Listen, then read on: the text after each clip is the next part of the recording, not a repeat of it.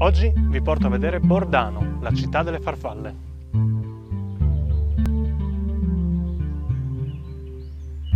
Bordano viene citata per la prima volta intorno all'anno 1000 nei documenti della Chiesa di Grado, ma i fatti storici più interessanti risalgono tutti al Novecento.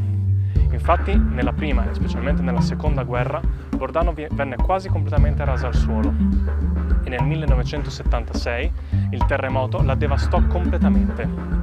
In seguito, grazie alla massiccia presenza di farfalle nella zona, Bordano seppe reinventarsi. È famosa infatti per la Casa delle Farfalle costruita intorno agli anni 90 e per la grande quantità di murales che sono presenti sui muri della città. Andiamo a vedere.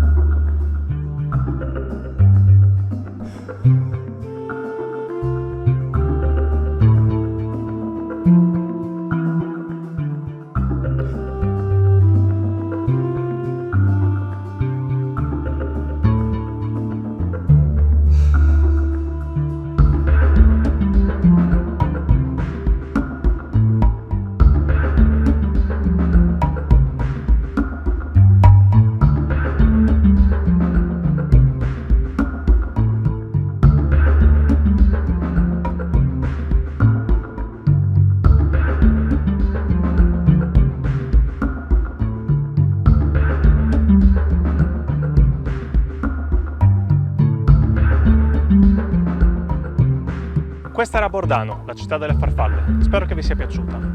In questo momento mi trovo quasi in cima al monte San Simeone, a 1200 metri sul livello del mare, e quella che vedete alle mie spalle è la chiesetta di San Simeone. Da qui si può vedere un panorama assurdo, si vede praticamente mezzo Friuli. Guardate che roba!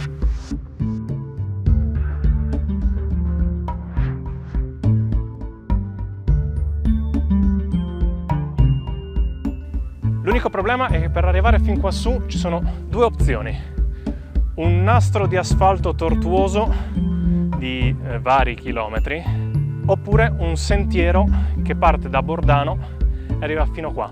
Se siete degli escursionisti, assolutamente il sentiero ve lo consiglio. Ne ho fatto un pezzo, in realtà quando sono arrivato non sapevo neanche che esistesse, ci sono finito assolutamente a caso, però è veramente bello, molto tortuoso, molto stretto. Quindi se non avete mai fatto escursioni evitatelo o andate con qualcuno che se ne intende. Prendetelo con calma, non aggreditelo come ho fatto io, e vale assolutamente la pena. Quindi se siete da queste parti venite assolutamente a vedere Bordano, la città delle farfalle, la chiesetta di San Simeone e a godervi questo panorama magnifico. Se avete altri posti che volete consigliarmi o se volete venire con me o farmi da guida in un paese che conoscete, lasciate un commento qui sotto. Noi ci vediamo alla prossima puntata. Ciao!